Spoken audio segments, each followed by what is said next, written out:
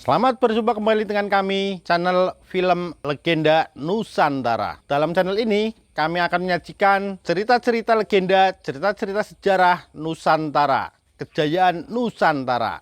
Semoga kita semua akan menyadari bahwa negara kita, Nusantara, adalah negara yang sangat luar biasa.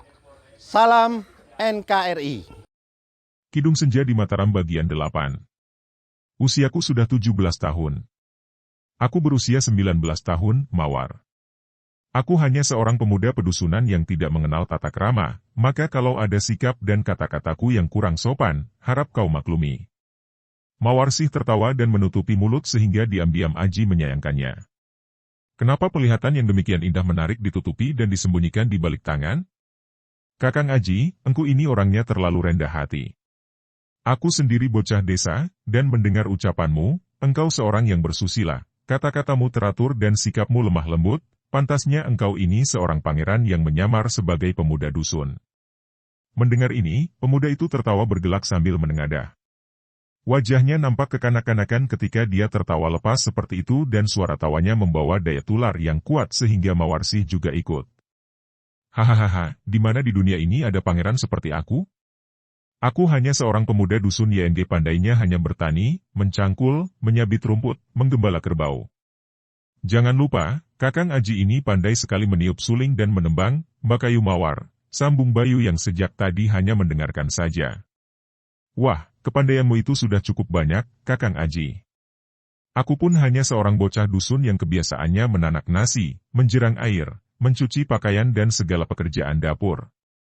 Jangan lupa, Bakayu Mawarsih ini pun pandai berpencak silat, dikdaya dan kalau hanya 5-10 orang maling atau perampok saja tentu akan dihajarnya sampai tunggang langgang. Ih, Bayu, jangan banyak membual kau.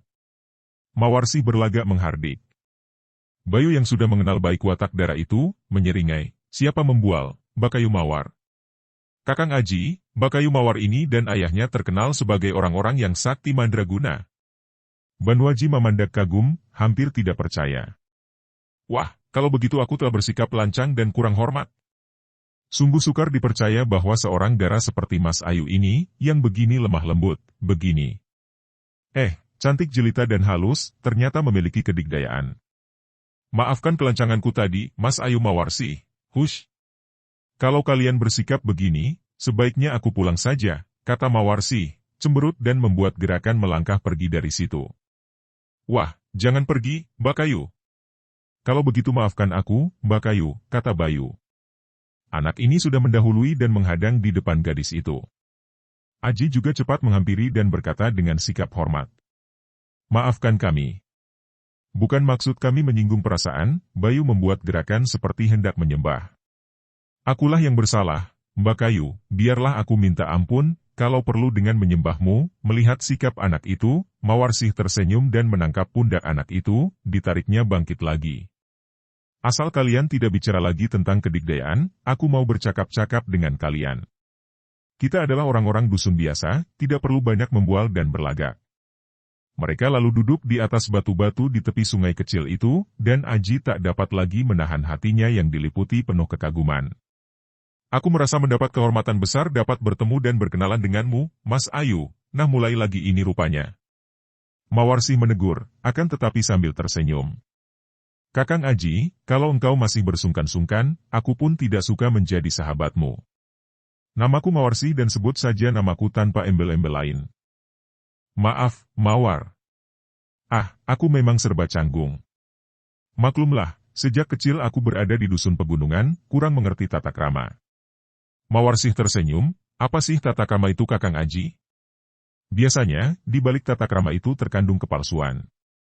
Tata krama hanya dipergunakan untuk menutupi niat buruk, hanya untuk bermanis-manis dan berpalsu-palsu. Aku lebih menghargai sikap yang polos, jujur dan terbuka, biarpun nampaknya kadang kasar dan bodoh.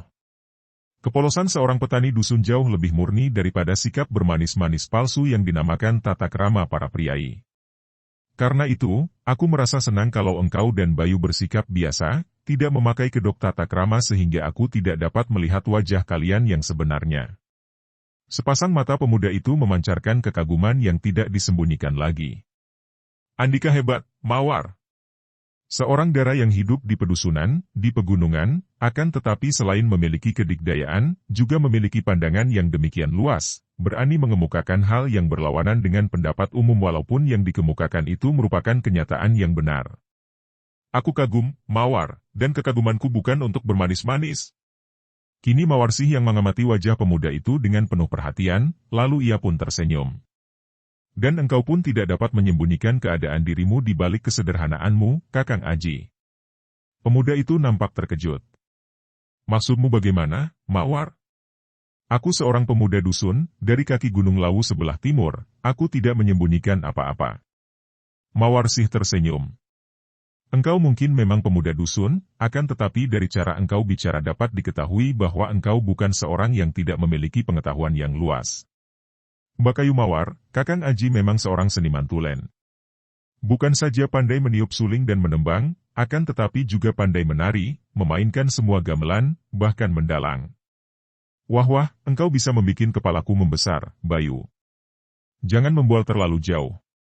Nah, sikapmu yang pandai merendah itu, Kakang Aji, menunjukkan bahwa Andika bukan orang yang tinggi hati dan sombong. Aku yakin Andika terlalu banyak pula mempelajari kitab-kitab para pujangga. Engkau tentu seorang seniman sejati. Seniman sejati? Apakah gerangan yang dinamakan seniman itu, Nimas? Menurut ayahku, seorang seniman itu seorang ahli seni, seorang yang berbakat seni, dan seorang seniman berperasaan halus, rendah hati, dan mencintai keindahan bahkan dapat melihat keindahan pada apa saja, di mana saja dan kapan saja. Karena itu, seorang seniman selalu mamayu hayuning bawono, tidak pernah merusak melainkan menjaga kelestarian dan keindahan alam dan lingkungan, membangun dan memperbaiki. Wah, aku merasa seperti melayang di awang-awang atau terapung di buai arus samudera. Gambaranmu itu terlampau tinggi, Mawar, akan tetapi terima kasih karena Andika telah memberi contoh gambaran bagaimana siogianya seorang hidup di dunia ini. Mawarsih mengadah, memandang langit yang mulai suram. Wah, tidak terasa malam hampir tiba, aku harus segera pulang menanak nasi. Bayu, sebetulnya aku mencarimu untuk pamit. Pamit? Andika hendak pergi kemanakah, Bakayu Mawar? Beberapa hari lagi, ayah dan aku akan meninggalkan dusun Sintren. Kami akan pindah ke Mataram. Suara gadis itu menjadi lemah. Memang berat rasa hatinya harus meninggalkan tempat itu, tempat yang dikenalnya sejak kecil, membuat ia akrab dengan segala yang terdapat di situ, dengan bukit-bukitnya, dengan pohon-pohonnya, dengan batu dan sungai, dengan penduduk, terutama Bayu, penggembala kerbau itu pun tertegun. Pindah? Pergi dari sini, Bakayu. Kenapa? Melihat anak itu memandang kepadanya dengan muka membayangkan kekecewaan, Mawarsih menghampiri dan membelai kepala anak itu. Jangan tanya kenapa, Bayu, ini kehendak ayah dan aku harus mengikutinya. Kau jaga baik-baik dirimu, Bayu, dan engkau beruntung dekat dengan Kakang Aji ini. Dia akan dapat menuntun dan menasehatimu. Kau taatilah segala petunjuknya dan kelak engkau akan menjadi orang yang berguna. Nah, selamat tinggal, Bayu. Kakang Aji, selamat berpisah. Aduh, kenapa begini, Mawar? Kita baru saja bertemu, pertemuan yang amat membahagiakan hatiku, dan kita harus berpisah.